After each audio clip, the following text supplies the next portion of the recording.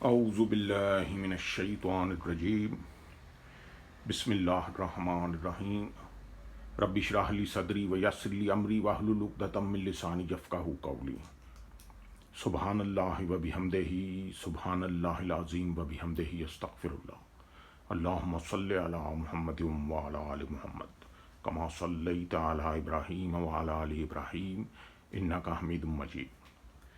My today's video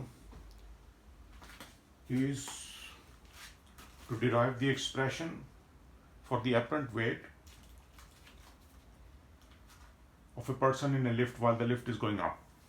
I will just derive for the lift accelerating upwards, and you can derive it for the lifts going downwards. Okay, according to my previous video 21, which is a prerequisite video for this video. If you want to understand this video, you need to understand my video 21. If you don't understand my video 21, then it's very hard for you to understand this video. Okay, so according to my previous video 21, this video is an example of secondary gravitation.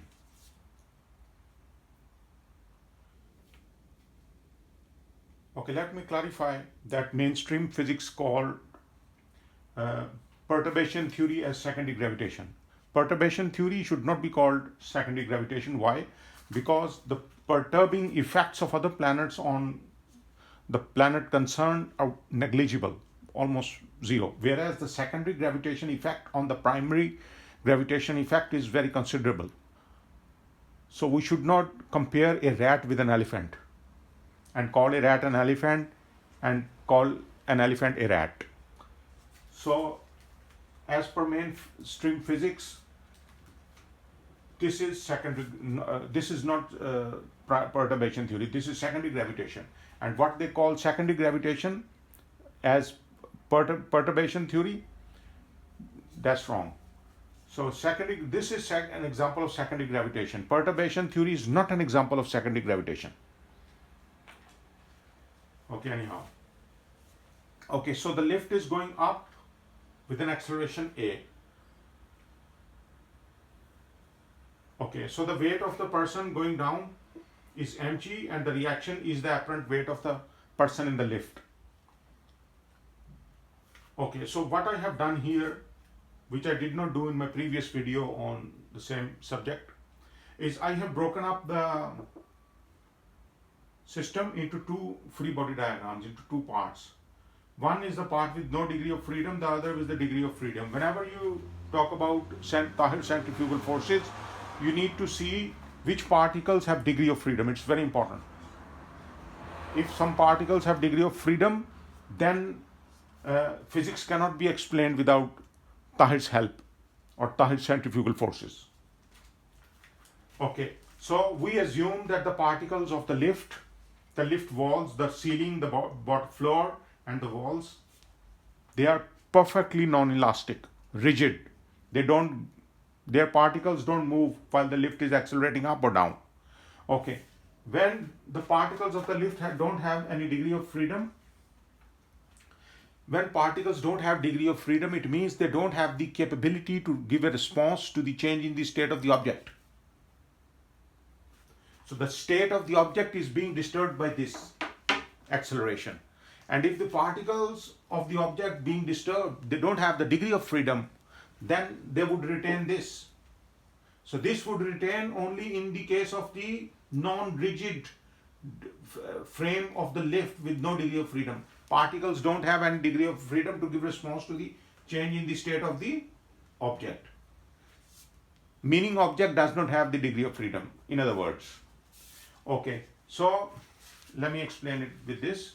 So this, as I told in my previous video, that this will be used to explain all the problems in the universe, Tahirian cosmos, regarding secondary gravitation. Okay, so this is an example in a straight line. So when it's an example in a straight line, then we will put it like this. Okay, so this is the object. It's going up in this direction. So we got an external electromechanical force here, we got reaction. So now this is a case of secondary gravitation. This is not a case of primary gravitation, gm1 m2 over r square. Now we are into mg, secondary gravitation. Okay, so we'll have this particle like this. Okay, so what forces are acting on it?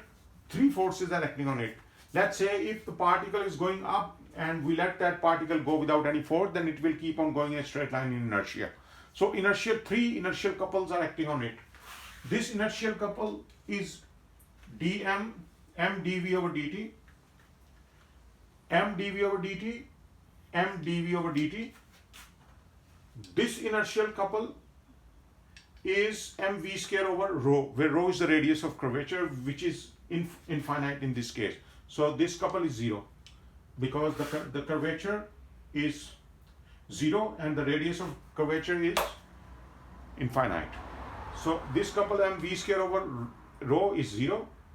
Similarly, this couple is also 0 because this is perpendicular to the plane of plane being swept. In this case, there is no plane being swept, so we can rotate this couple at any angle. Both these couples, this couple and this couple, we can rotate them or orientate them at any angle because plane is not being swept, so we can consider plane in any direction.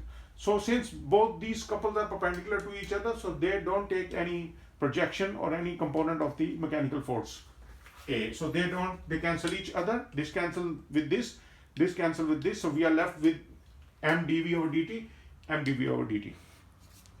So when you have this couple here, m dv over dt, m dv over dt, all the other two cancel each other. So you are left with this couple. So what happens? The mechanical force takes the position of this inertial force and this gets activated.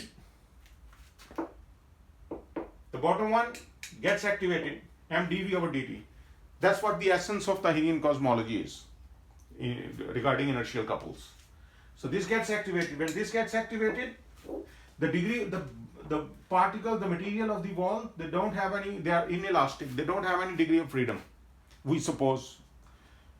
In order to get the exact answer in the laboratory, we must have hypothetical or ideal conditions. Otherwise, the experiment cannot be performed.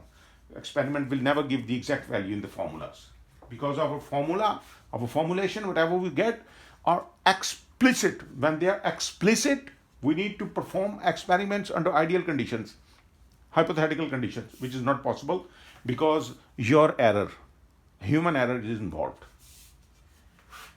Okay, so done. Going up with A replace this m dv over dt, the upward going, and activate the bottom one, m dv over dt. Okay. So I have broken this into two free body diagrams. This is the one with no degree of freedom. Material particles, they don't have any degree of freedom. But the person inside standing is elastic. Its muscles, body, tendons, bones, they can move. So what happens? His legs buckle, his belly bulges, and his neck vanishes because he has got the degree of freedom to give response to the state, to its state. Its state is being affected by this acceleration. So it gives response in the form of shortening. Its length shortens, though negligible. But its length shortens and it has degree of freedom. Its body parts have degree of freedom to give response to this. Once an object has degree of freedom to give response to the mechanical force, then the mechanical force does not act on the object. Why? Because it starts giving response to it. So this response it gives in this form, m dv over dt. So this vanishes. This stays, this mechanical force stays only for no degree of freedom. But for degree of freedom, this vanishes, this disappears. So you have the reaction, the apparent weight of the machine, the apparent weight of the person, the reaction that the weighing machine gives to the person upward. Okay.